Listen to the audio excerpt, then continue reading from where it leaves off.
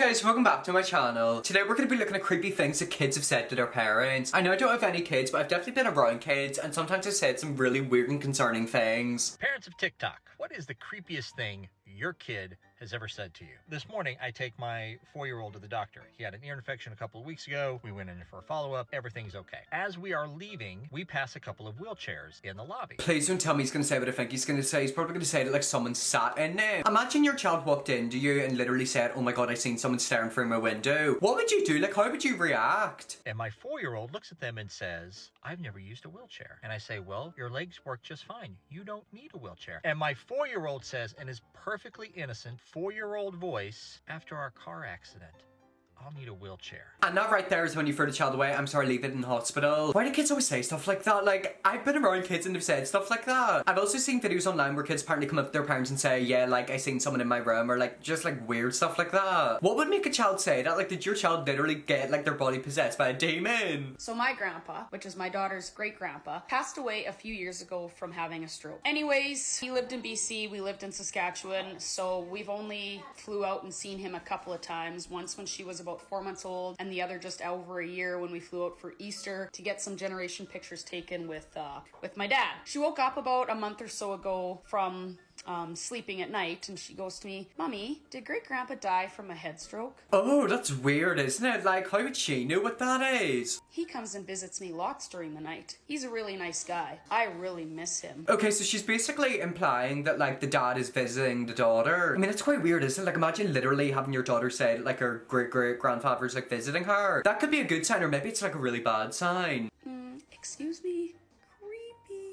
I mean, yeah, it's kind of creepy, but it could also be a really good sign yet again. Maybe, you know, he's protecting her. I've actually heard that, like, a lot of people see dead relatives in their dreams. Maybe he just, like, visits her in her dreams. Or maybe, like, he's stalking her, I don't know. Maybe he's, like, possessed her body. Not my kid, but when I worked at a preschool 3 years ago, this is what happened. I had 2-year-olds. This preschool was in a pretty old church. I mean, it's not, like, historically old, but it wasn't new either. Okay, so we got a preschool in a church. This ain't gonna end well, is it? So this was the beginning of the year. One of my kids was going to the bathroom. She was closed in her little bathroom stall, and I hear her talking to someone. Like, she'll talk, wait for a response, talk again, wait for a response, talk again. Okay, so I literally do that to myself. It sounds really bad, but like, I literally don't speak to anyone except for my parents. Sometimes whenever I'm in the house, I just pretend I'm on a podcast. I know it's quite weird, but like, you know, I'll basically just sit here and, you know, talk to myself and then pretend I'm talking to someone. There has been a few times my parents have walked in and they've been like, "Who are you talking to?" And I've had to explain to them and I'm talking to myself. When she came out, I was like, "Hey girl, who are you talking to?" She's like, "The man that tickles me." Okay, now that is absolutely horrific. That is horrifying for a child to say. She's talking to the man who tickles her. Sweetheart, who is this man? Because he needs to stop tickling you immediately. But of course she was 2, so I was like, "Okay girl, whatever, let's move on." And a few weeks later, I took a couple kids in from the playground so that they could all go to the bathroom at the same time. I was hanging out with one of my little dudes, just the 2 of us, while we waited for everyone else to finish. And I bet you he said the exact same thing. So a girl said it to you, you thought, oh, maybe it's just her imagination, you know, kids in their imagination. However, another person said it to you. This is where it starts to get a bit weird. And he just started talking to me, telling me about the man that tickles him and how he didn't feel like talking to him that day. At that point, I was like, I'm gonna look into this because I'm scared. I mean, it's probably better if you don't look into it, because like, what happens if it's like a dead person? Could it be like a priest, or like, I don't know, somebody who used to work there or go to church there? I mean, by tickling, what did it mean? Like, tickled their stomach? Like, tickled them in like a funny, innocent, you know,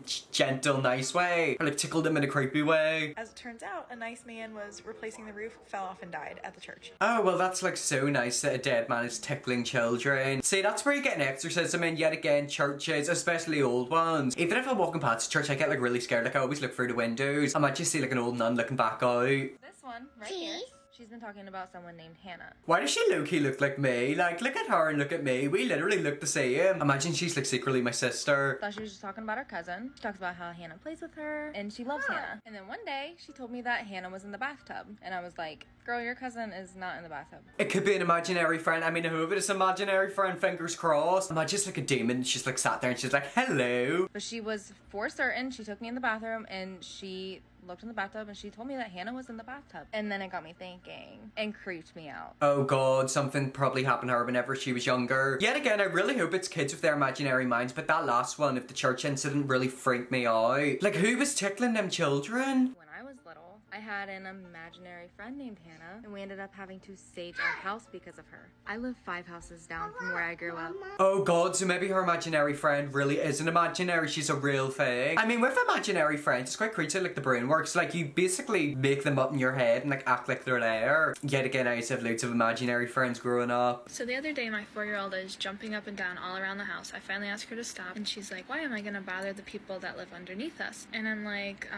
no, nobody lives underneath us. And she was like, yeah, they do. And I'm like, okay, so up until this last year, we've lived in an apartment. So I'm like, okay, maybe she thinks people live underneath us. There's probably a dead body underneath you. It was probably like an old person who used to live there. Yet again, with children, they could just be blurting this out randomly, or like it could be like an actual thing. It's freaky, isn't it? So I explained to her that in a house, it's just dirt underneath, there's nobody under there. She's like, no, I know there's people under there. And I'm like, okay, play along. I was like, how do you know people are under us? And she was like, because I know they're there. And I was like, well, why would they want to live in the dirt? Because there's no house down there. And she's gonna turn around and be like, because they're dead, mummy, they're dead, they're not alive. Kids, they're freaky, like they genuinely blurt out with stuff like that, like it's creepy. And she was like, well, they can't leave because our house is protecting them. And I'm like, what do you mean our house is protecting them? And she was like, I don't know, they just can't go. They said that our house protects them. They're safe down there. They're okay. Okay. We didn't get an update, so we don't know what the meaning of them words were, who was talking to her and why they were talking to her. Yet again, children, there's something about them, they're secretly evil. When my daughter was 4 years old, she told me all about a boy that she had a crush on. He was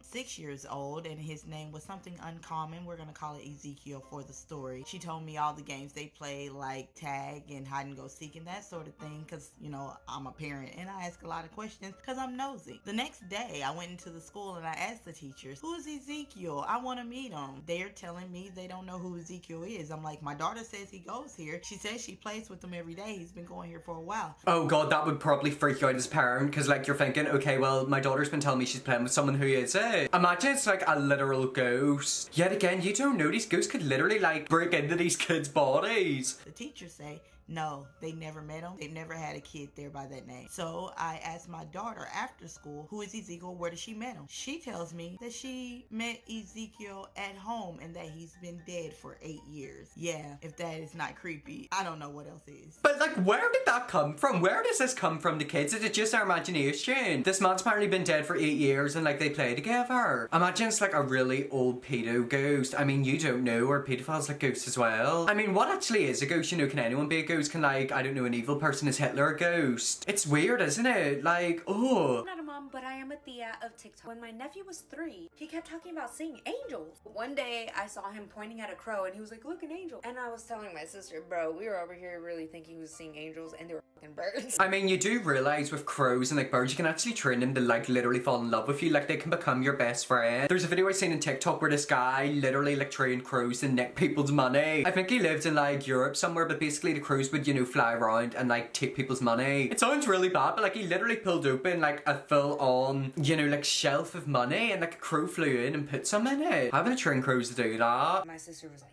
no, you need to ask him about the angels. So one day we're in the car, and I was like, hey buddy, tell me about the angel. What do they look like? Do they have like wings with feathers? Imagine they're like, no, they got big horns and they're red. They're called Satan. And he said yes. And I said, does it have a beak? He said, no, those are birds. They have human faces and bodies and black wings like birds. And I said, oh, well, they're good angels, right? And he said, no, but it's okay because the light makes it go away. And I said, the sunlight? And he said, no, the light that opens up in the ceiling. When it shines on them, they go away. And it's beautiful up there. And I said, beautiful up where? He said, when it opens up, there's a bunch of clouds and it's so beautiful up there, Tia Mimi. Yet again, kids, you don't know if they're eating too much cheese, drinking too much sugar, or if they're genuinely seeing the future. I mean, remember that first kid talking about the wheelchair incident? Maybe this kid's predicting the future. Anyways, that's why I leave it there. That is some creepy things kids have said to people. Kids have got big minds, I love that, but it also really does terrify me whenever they say they literally see demons. Anyways, hope you all enjoyed this video. If you're a pretty bigger, subscribe button, and yes, I'll see you all in the next video.